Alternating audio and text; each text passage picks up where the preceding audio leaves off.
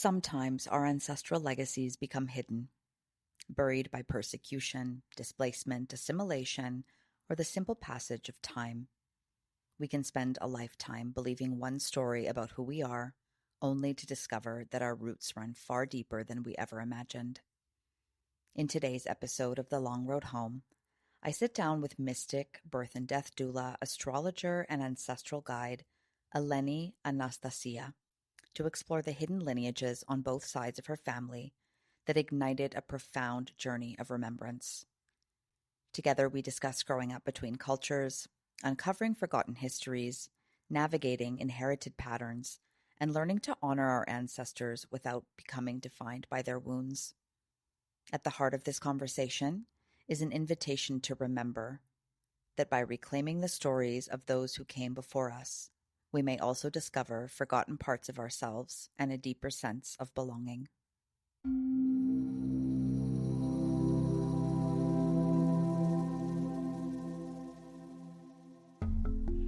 Hey everyone, I'm Yamuna. Welcome to the first season of The Long Road Home, a podcast where travelers, storytellers, and culture makers I've met along my global journeys share the stories behind their paths, their roots, the roads they've traveled, and how those journeys have helped them find their way home in the world and within themselves. I'm so glad to have you here with me. Let's go.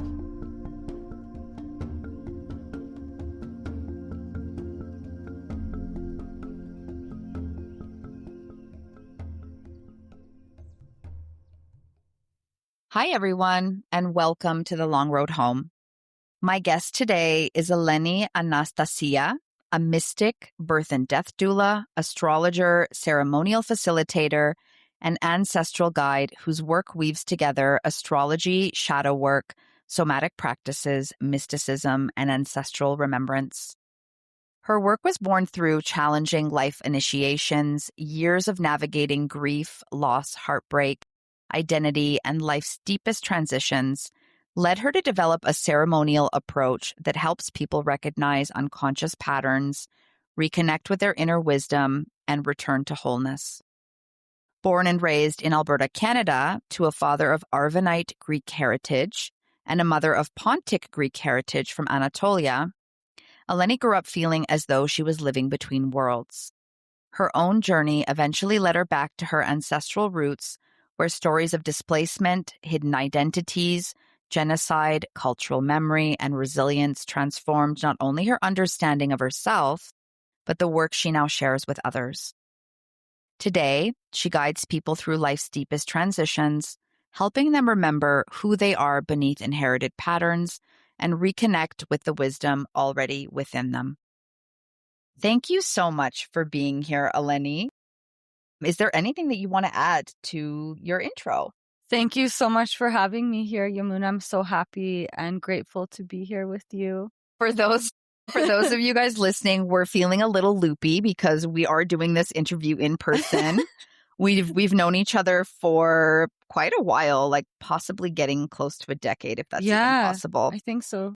And like 8 years. We are sitting in Ellenie's beautiful living room, and she treated me to some breakfast and some coffee, and we've been having some laughs. So we're gonna get serious now. But it has been a very fun start to our interview. So, Ellenie, your bio for me brings up questions around Arvanite Greek heritage and Pontic Greek heritage, which I know a little bit about from knowing you personally, but I honestly wouldn't know anything about Arvanite or Pontic heritage if I didn't know you.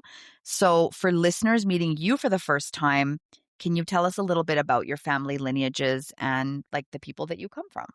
Absolutely. So I'll start with my maternal lineage. My Pontian side, they originate from what is now Turkey, which was known to the world as Anatolia before. And Pontic people have lived in the Pontic mountains along the Black Sea of Turkey for thousands and thousands of years. And were once actually part of the Persian Empire under the Mithridatic dynasty until the Romans invaded. They then became part of the Byzantine Empire. And then the Ottoman Turks entered Anatolia and occupied that land. And so my lineage has very, very, very deep roots into Anatolia, and specifically the Black Sea region.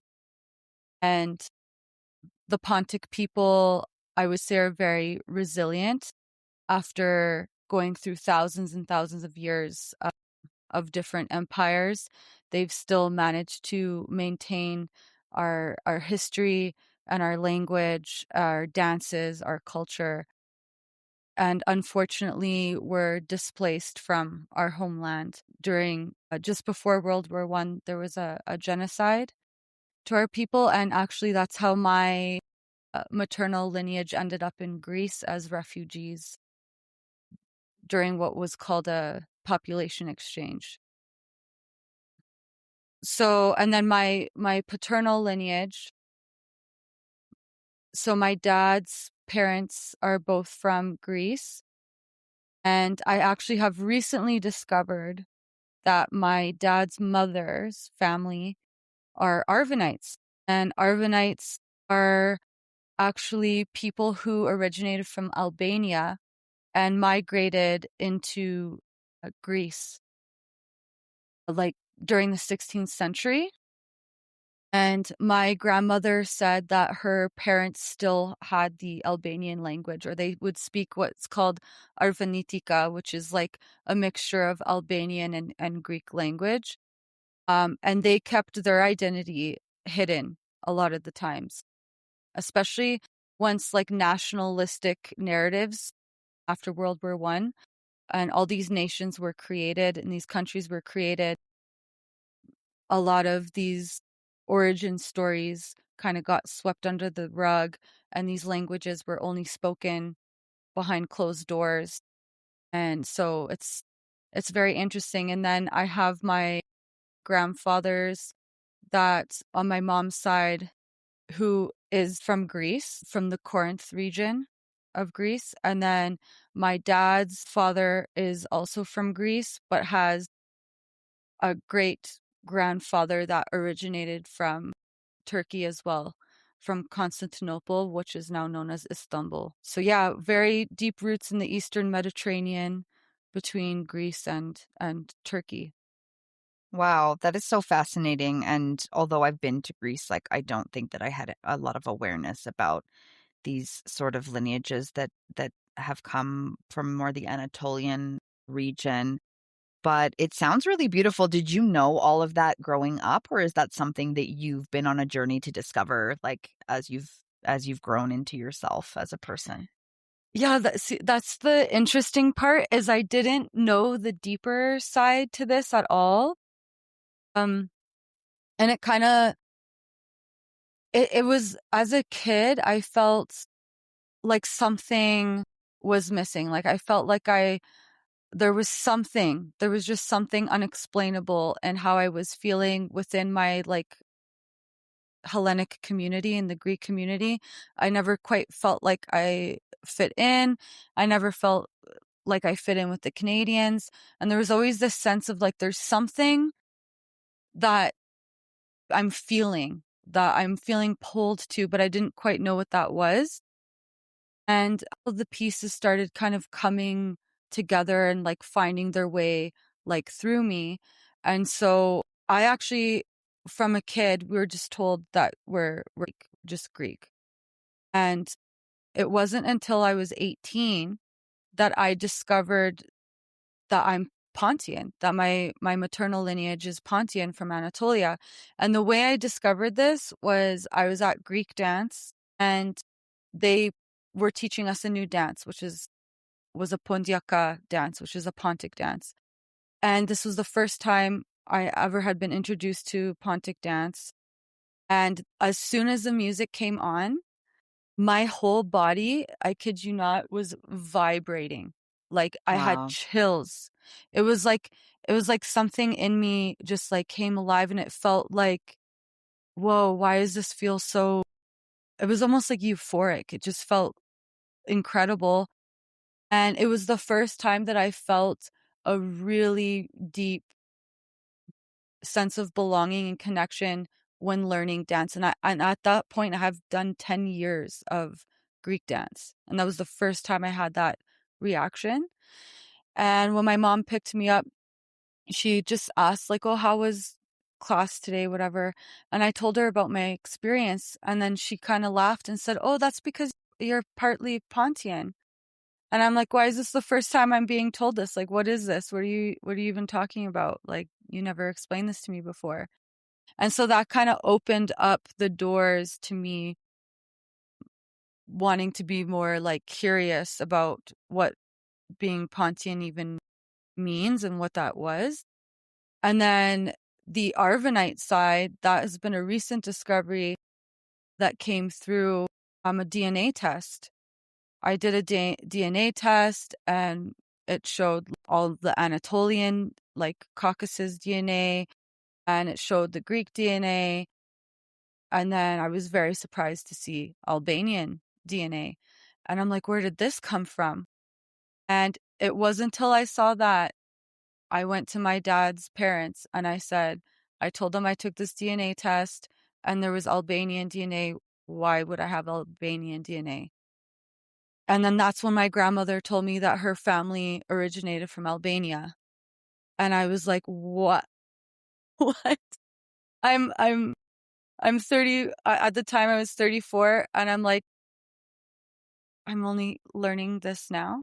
Like you Mm, guys never said anything. So it's been a very interesting journey uncovering all of this. And it like hidden starts identities within a greater national identity that's exactly. more well known, I guess, because Yeah. a lot of people are just Greek, but then it sounds like within being Greek, there seems to be a lot of other expressions of identity from countries around, or like you said, Pontic and Arvanite. And like I wonder, what does that mean to you to have those hidden identities revealed, and what have you discovered about those identities that shift your understanding of yourself from just being Greek or Hellenic to actually being Pontian? Like what if somebody, which I think probably everybody listening, unless you're from this specific region, like might not know, what is the difference between, for Mm. example, a Pontian woman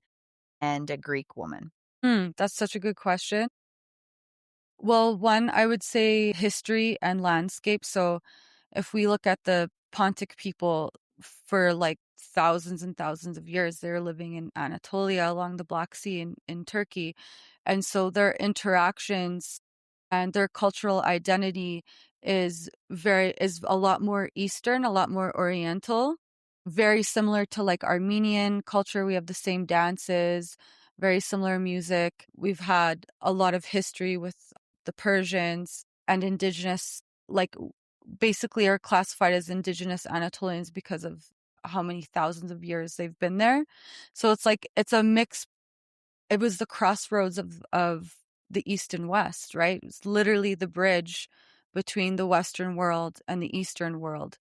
And so I feel like the Pontic people and the Pontic culture really beautifully displays that bridge. It really truly is like that bridging between the Eastern Mediterranean Greek world with the Caucasus, like Anatolian world, Persian world coming together. And it's interesting because I think a lot of the history and a lot of the pain and the genocide and the things that have happened, that there are people out there that try to deny the Oriental Eastern side of us, but we're very much rooted in that and our culture and what we do. And they were mountain people. They were foragers.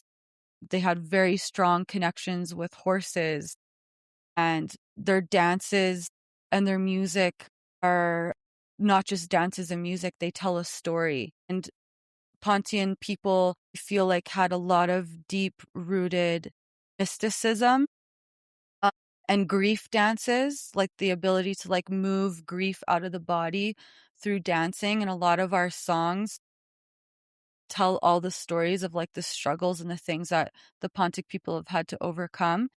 And also the language is different than what is spoken in the mainland of Greece. It's a different dialect of Greek. It's actually closest to archaic Greek, like to ancient Greek. But there's a lot of other words that are different that I feel like some people wouldn't understand. Like, in Greek, to say hello, how are you to somebody, you would say like tikanis or tikanete. But in the Pontic language, you would say deftas. That's very different. Very different. Like the mountains in Greece, you'd say vuno, and in the Pontic language, it's rashi. So Mm, there are similarities, but there's also a lot of differences, and that just shows of the landscape and the history that the Pontic people have had.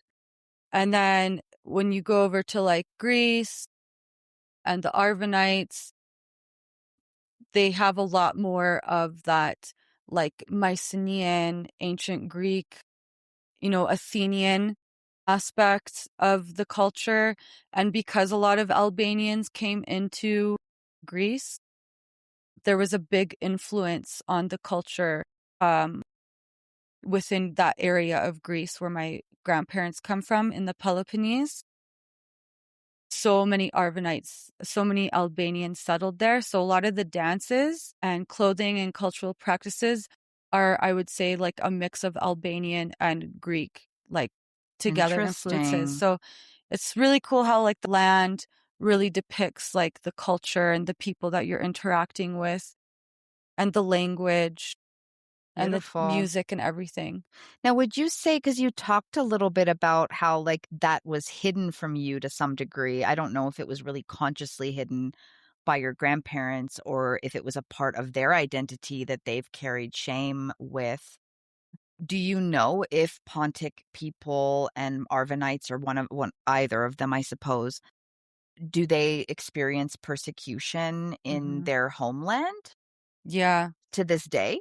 So with the Pontian side, to this day, the Turkish government denies the genocide, and they deny a lot of things about that. They've tried very hard to erase a lot of the history, even though there's so many ancient monuments and ancient sites in Turkey that are Pontian or are Greek or are Assyrian or Armenian or Persian. They have completely altered the history books and what they teach people in Turkey. And what's happening now is people are starting, like I have some contacts in Turkey with people who live like in the Pontic region and also people that live in the western part of Turkey that have stated that there are a lot of people starting to take DNA tests and the truth is starting to come out. And this is the thing is like you can try to hide things and bury things, but the truth is always going to come out, no Mm, matter how hard you try to bury that truth. that's so true. Yeah, We see that in Canada too, with everything that we've been finding out about residential schools and the ways that, yeah, there was a genocide here too, and I think yeah, I don't know if it's the same for you, but for most of us growing up in Canada or Alberta specifically, I don't think we learned a lot of that kind of stuff in school. mm-hmm, And as I've gotten older, it's like now they're finding the mass graves, yeah, beneath the residential schools and different things like that. And of course, we know in modern politics in the world right now, there's a lot of genocide denials. So so much. yeah, there's no surprise there. But what were they being persecuted for specifically? So the indigenous Christian Anatolians were like, so that's the thing is Turkey's made up of not just Turkish, like Turkic people. That's what a lot of Turkish people don't realize is Anatolia was the home to various different cultures that lived there for thousands of years. So that would be the Armenians, the Assyrians, not Syrian, Assyrian, Mm, the Kurds, we can't forget our Kurdish people, the Kurds and Laz, people from Georgia, the Pontians and Greeks. and also Persians, all had lived there for thousands and coexisted with each other for thousands and thousands of years. And what this genocide was about is the Ottoman Empire was weakening around the time just before World War I. It was weakening because there was a lot of uprisings from the oppression of the Ottoman Empire. And because people who were not Turkish and not Muslim were treated differently, were treated as second-class citizens, and had to pay higher taxes. Children were stolen from families and put into Turkification schools, which forced them to change their names to Turkish names, forced them to change to Islam, and forced them to speak Turkish. Like, they were actually punished if they spoke Armenian or Pontian or Assyrian or anything like that. So similar to the indigenous of So Canada. similar. We even have songs that are about like women in the fields foraging and women being stolen and forced to marry Turkish men. There was people thrown into like work camps, villages completely destroyed, and people killed. There was like, I think 4.5 million people killed in that genocide if you put together the Armenians and Pontians and Assyrians and Kurds and Laz. So, and then they even created a lot of propaganda to try and turn a lot of these groups that have been living amongst each other for thousands of years against each other as well. And so what happened is when this Ottoman Empire started weakening, these Turkish revolutionists and these, I think it was 3 pashas is what they're called, they wanted to create like a Turkish state, right? And so they wanted everyone in Anatolia to be Yeah. a unified Turkish Assimilate people. with Yeah, and so Turkey. turn all these people into Turkish speaking, everything's Turkish, be Muslim, like all this stuff, right? And so the people that refused and held on to their culture and Christianity were the ones that went through a genocide and persecution. And then there was also like the population exchange where Turkish people that were living in the Balkans had to come to Turkey, and then all the people that were remaining Christian had to leave Turkey. But the thing is that the people that were in Turkey that were not assimilating were being massacred. And these stories have been passed down in my family. What, like, my maternal lineage are genocide survivors and refugees to Greece.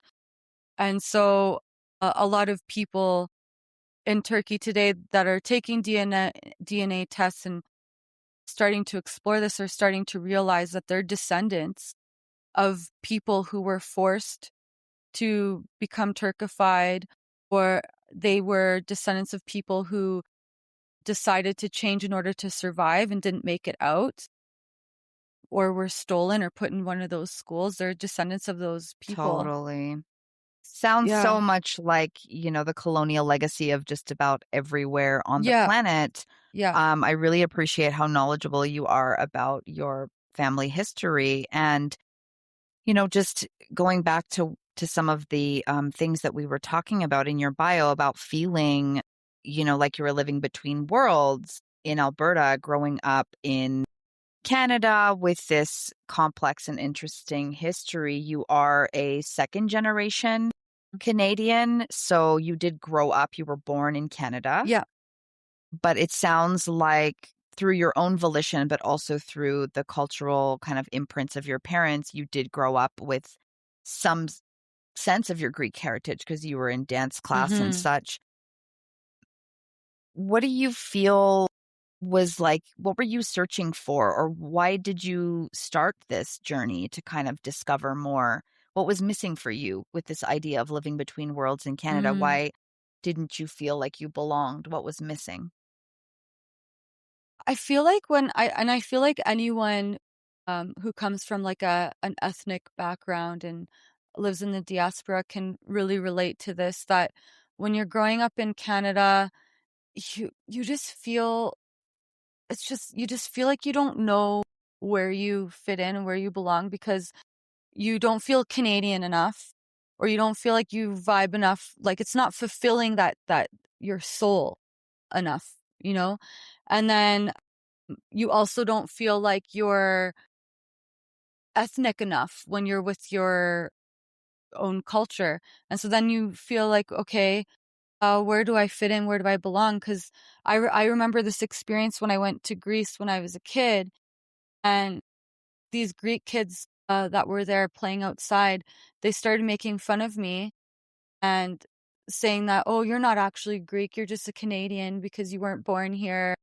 And they kept like just calling me Canadian, like you don't know the language as well as they do there. And like, it just felt like because you weren't born here, you're not actually one of us.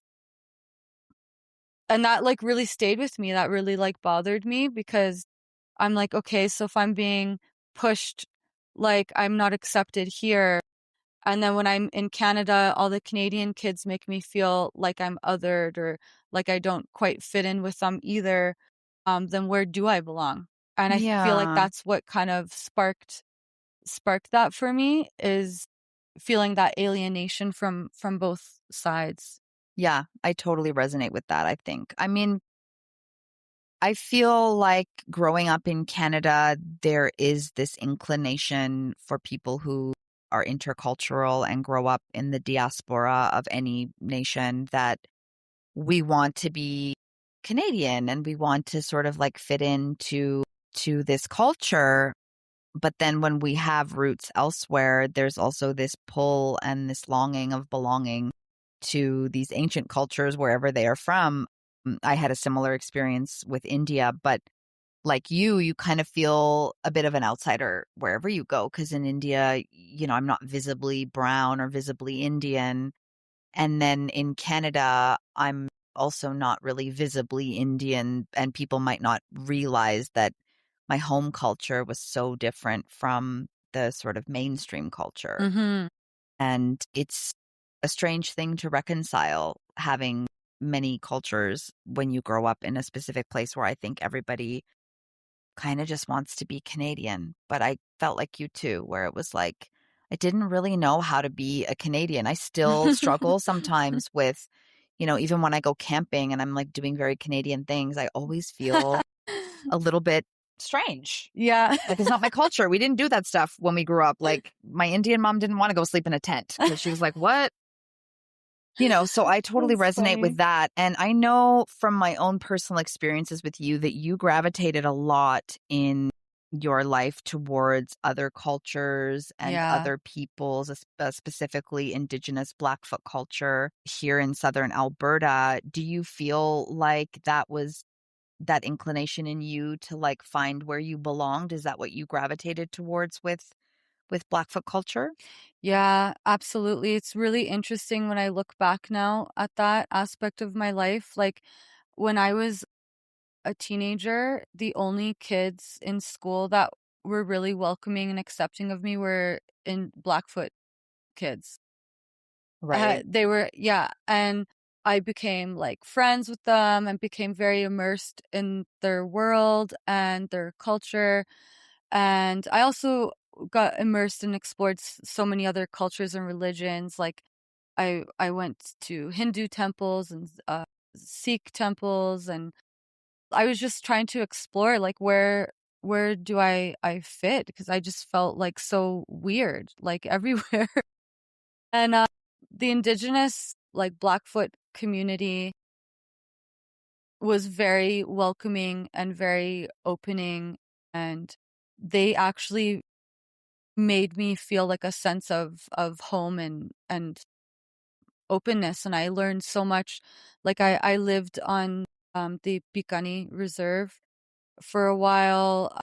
I had so many friends that were indigenous. I've gone to so many ceremonies. I had some past partners that were Blackfoot, and I was just really in that world. And it's so interesting because it was that exploration that actually pushed me even deeper into my own heritage and into my own ancestral stories. And then as I got pushed deeper into that is when it all started to make sense why there was such a deep resonance with the Indigenous people of Canada. Like anytime they would share their stories with me of stuff that they went through, it would like deeply affect me. Like I would like as if I was going through that. Like it would really affect me.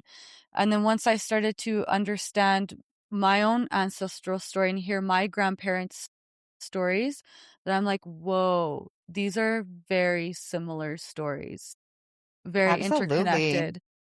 And it started to make sense why I felt comfort with the Blackfoot people, because it was almost like a shared understanding, because my ancestors went through very like from the schools to genocide to not even being able to speak your language to having to hide Hmm. your identity. Yeah, shame around identity. Yeah, Exactly. Very all similar. of that, the intergenerational trauma, how it affects like the lineages, and it just really, really so interesting to me how searching out in the world for that belonging just brought me back home to my own heritage, and which then eventually led me like to realizing that belonging is something that we need to discover within. Like it's that union within ourselves,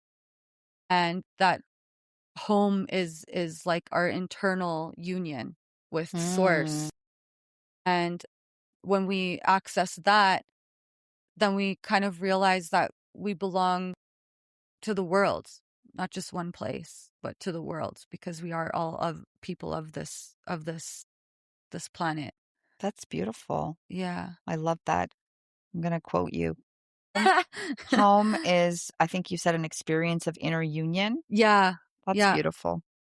And I would say, knowing you, that in the last, I don't know how many years, but maybe 5-ish or more years, like you have really shifted far deeper into your own personal heritage. Like Mhm. I see it expressed in the way you dress, the food that you eat, the music that you listen to, the kind of ambience that you create in your home. It feels like you're very rooted in your lineage and in your specific ancestral experience in this human lifetime.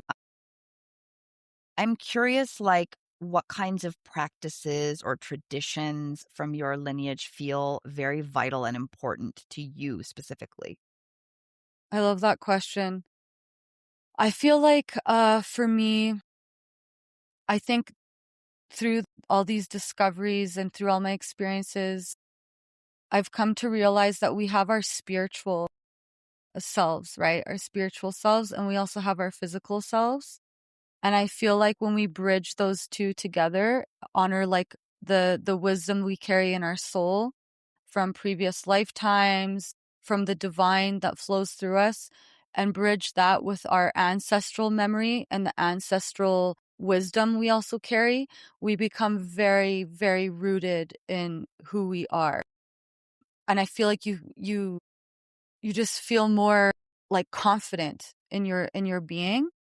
And by discovering that ancestral aspect, I feel has created a deeper importance for me to keep these cultural practices and things alive. And so for me, I feel music is really important. You can learn so much from the music of your people. Like whether you play the music, like physically, like with an instrument, or listen to it, or dance, learn the dances. There's so much that comes through you when you tap into that, because the music is like storytelling in a way. And it's also a good way to like learn your language and hear your language. I also feel with both my cultures is spiritual identity is very huge in the Greek world and the Pontic world. Like they were very, very devout Orthodox Christians.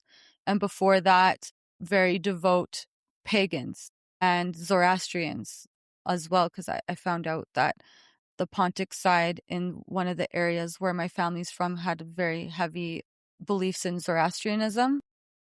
And So I feel like this devotion to spiritual practices, to mysticism, is a way that I also keep alive my ancestral connections, and through food, through my relationship to people, how I show up in the world. I feel like it's just in who you are and how you express yourself. And I love that. yeah. And I wonder, like, because with delving into ancestral work, there's also obviously the potential of coming up against, inherited pain and patterns, intergenerational trauma that could be unconsciously being expressed through Mhm. us.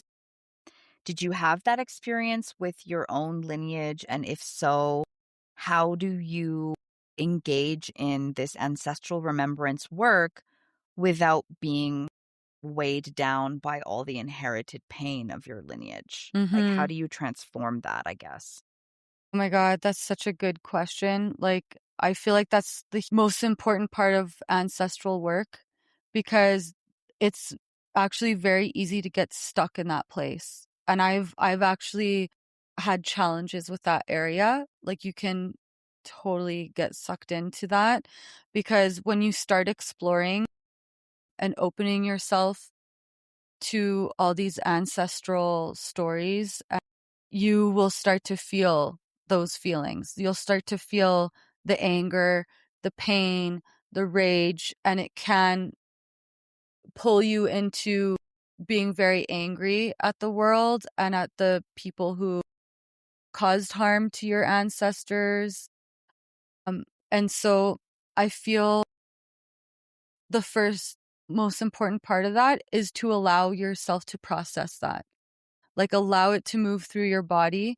For me, because grief dances was a part of Pontic culture, I actually like to move it through dancing, like through Pontic dancing, like actually moving it out of the body and asking yourself, like, I always ask the divine, like, what, and my answer is, what do you want me to do with this? Like, what do you want me to do with this energy? What do you want me to do with this pain?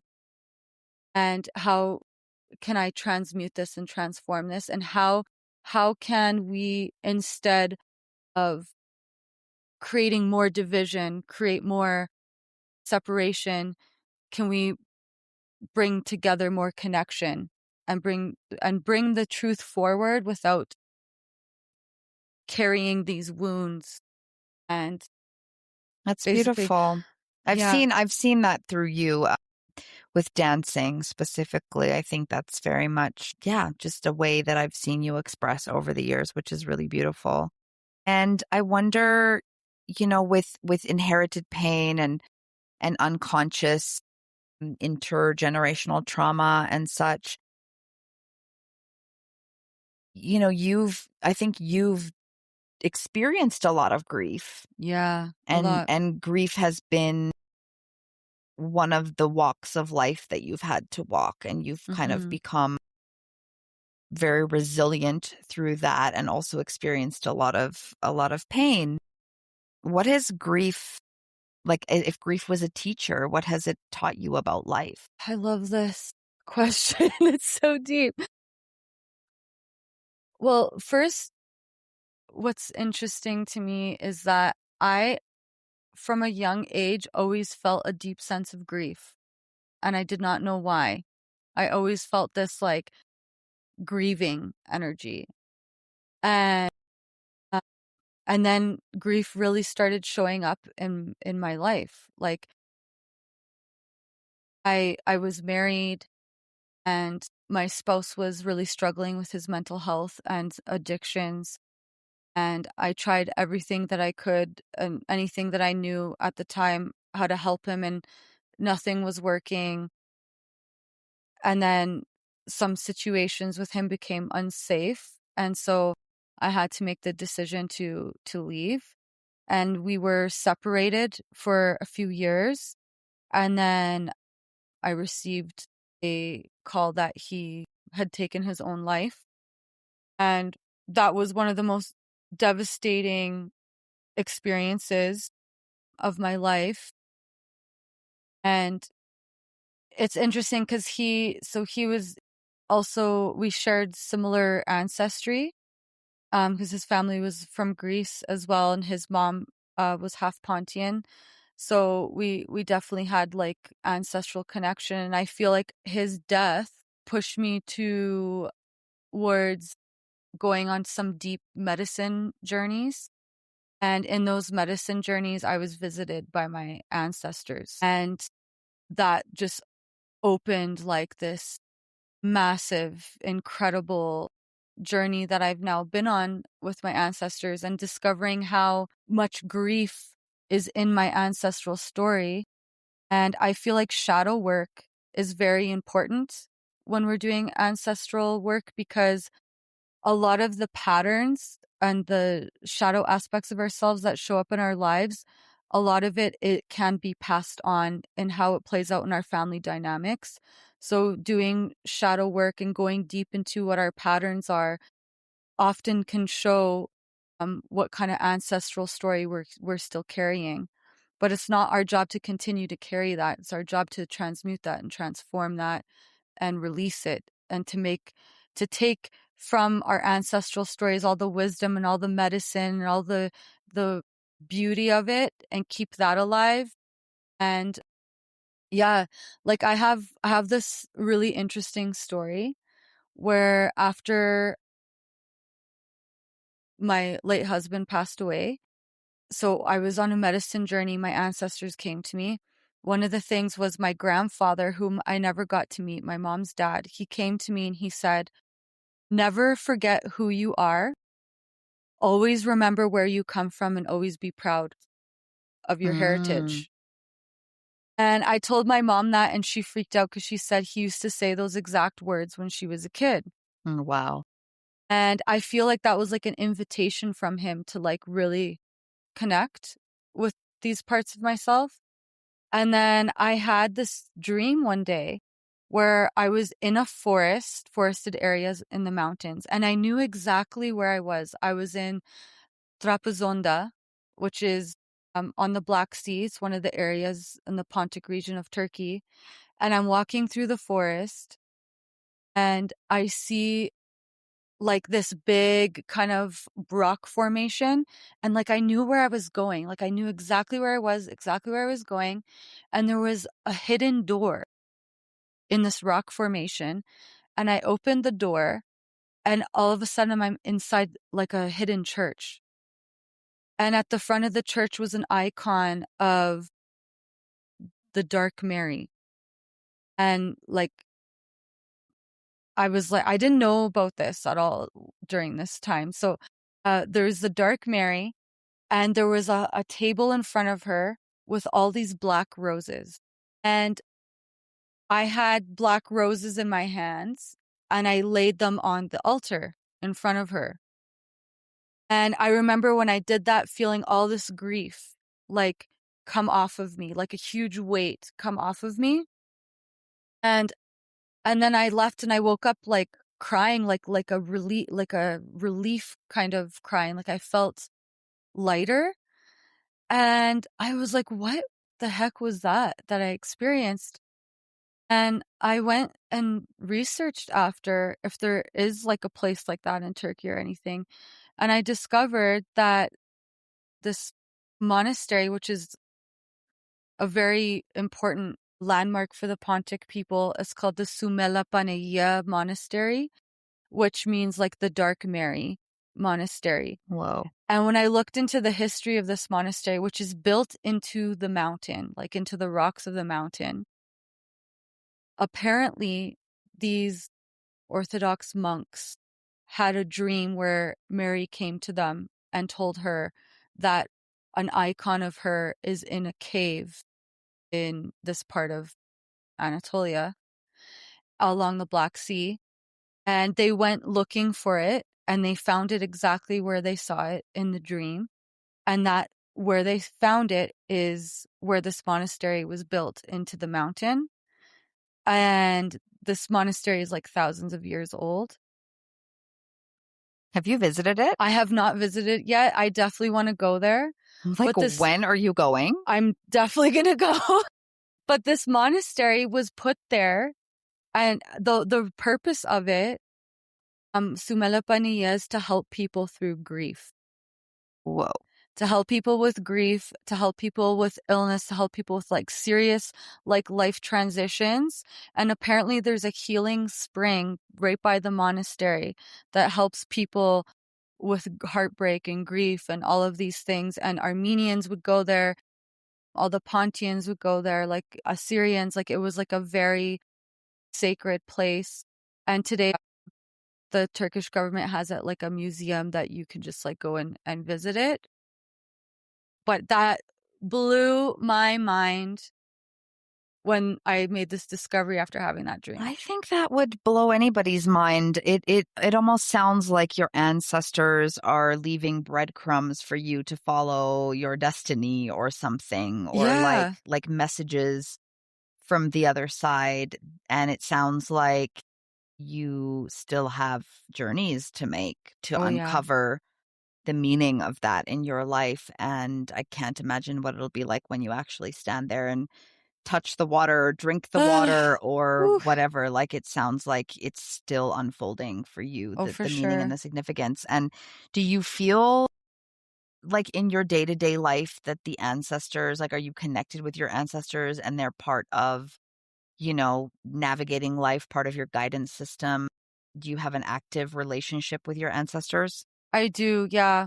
And I do think it's really important for people to know to make sure that you're connecting, like, especially when it comes with guidance, with your healed ancestors or ancestors that are there to assist you with your highest good, because there are energies within your ancestry that could pull you into more of that stuck place of the anger and pain and all of that. So I do connect with them a lot, and I try to show my respect and appreciation for their resiliency, because I wouldn't be here today without them. And for me, my grandmother who passed away a couple of years ago, my Pontic grandmother, I was very close with her.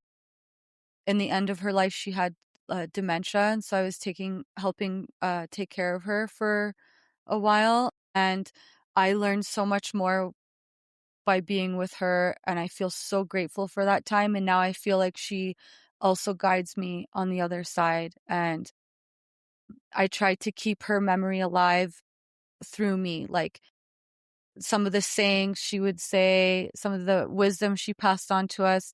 She used to always read the coffee cup, which we call fitsani, Like and she reading was the coffee grounds, kind the of like grounds. divination Yeah, style? yeah, she was Okay. incredible at it. And so, I feel like for my mom and my aunt and my cousins and my sister, like, that's the way that we kind of remember her and connect to her, is having, like, that coffee, making things like now I make the things that she used to make. She used to always make, like, the best tiropita, which is like a feta cheese, like, kind of, pita, and, dolma, which is, like, wrapped vine leaves and wrapped, cabbage leaves with meat and rice in it and stuff. So I feel like cooking and listening to the music and the sayings that she passed on, the stories she passed on, reading our coffee grounds. This is all ways to like keep our ancestors alive and our memories alive, her memories alive. And yeah, That's so it's beautiful. so cute. So I wonder, like, if you have a similar experience that I do, where like I I love Canada in many ways. I'm here for the summer in Alberta. I have a great time when I come to Canada. I feel like I could just easily slip back into life here. But I also feel like that when I go to India. I also feel like I love it so much there. I feel so home. I could just slip into life. I don't know when the last time you went to Greece or where your people are from. Do you feel now at home in Alberta, knowing everything that you know and the journey that you've been on, or do you still feel like there is another place that you might live or belong to? uh, I actually really struggle with that question a lot. Like, I love Canada. Like, I feel very grateful for being here. I feel like there's so much beauty in being in this country because there's so much to explore by being in a multicultural like society, right? But I still feel like a deep sense of longing to experience my ancestral homelands more. Like I haven't been to Turkey yet, and so that's going to be a huge trip to go back to where my family came from, along the Black Sea. I can't even imagine what that's going to feel like. And Greece, I haven't been to in years and years. So to experience those places after going through all of these life experiences, I feel is going to be really, really profound. But yeah, I just I feel like Canada is a good place to be. Where I will end up, I don't know. But I do feel like that, and you could probably relate to this, where I feel like we both have those souls and spirits that really love the culture and our ethnic backgrounds, and like there's so much like depth there. And so I feel like sometimes you like crave that and need to have that experience by going back home or experiencing other countries. We probably have a similar experience in Canada with the sense of freedom Yeah, that I feel. For example, to be here, you could just about be from anywhere. It doesn't yeah. really matter. There's people from everywhere here, and all of us have similar feelings of belonging or not belonging, or feeling at home or feeling displaced, or I think it's sort of across the board, at least with people who come from immigrant backgrounds, we have similar experiences. I love the feeling of freedom here and the ability Mhm. to like not only tap into my own culture, but also the many, many different cultures that are in Canada. So that's really Yeah. exciting. But yeah, I agree. Like you, I couldn't say where I could end up. Like Canada's great in many ways. And sometimes I like the more specific cultural experiences and being Mhm. really deep in a place where I'm kind of inundated by my roots and the smells and the colors and the all the things. So I totally get that. I just wonder, for someone who's maybe approaching this work, from a place of total newness, like not knowing a lot about their ancestral background, connection, also feeling a similar sense of disconnection from roots. Like where would you encourage them to begin in their exploration of this? That's beautiful. Because I feel,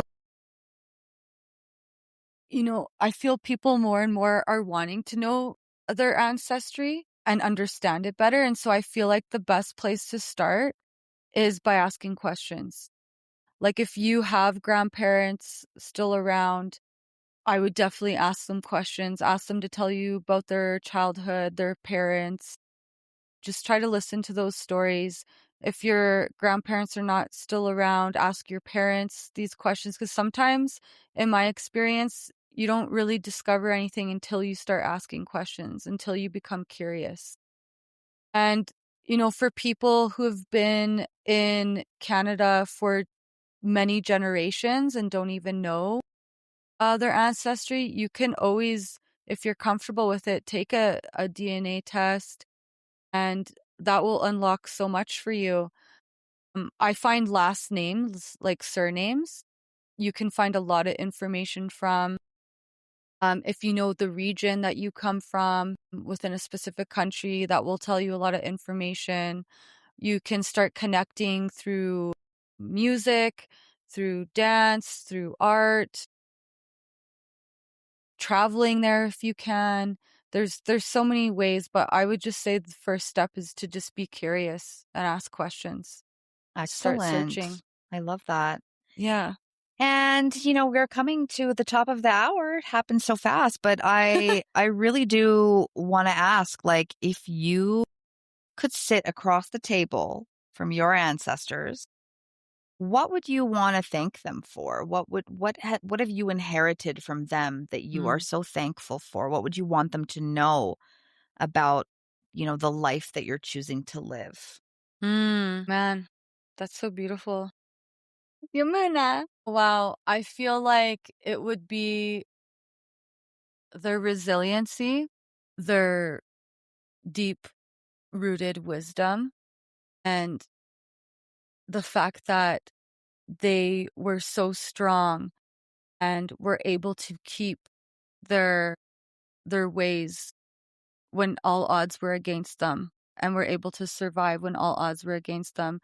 And on top of that, still like keep a sense of humor and a lightheartedness, and to not be victims, and to still have that perseverance to live a good life regardless of all the trauma and things that have happened. And I am so grateful to them for the wisdom that has been passed on to me through them, because I do really feel like we carry all those mystical memories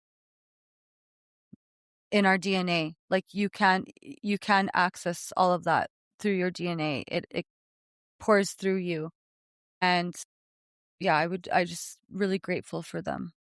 That's beautiful, Yeah. Ellenie. If I was your ancestor, I would be so proud of you.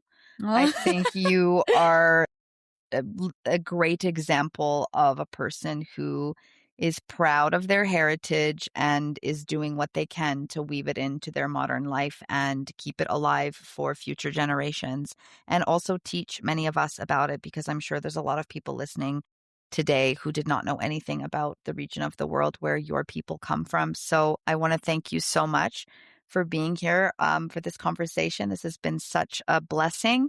If there's anything else that you want to add, you're welcome to.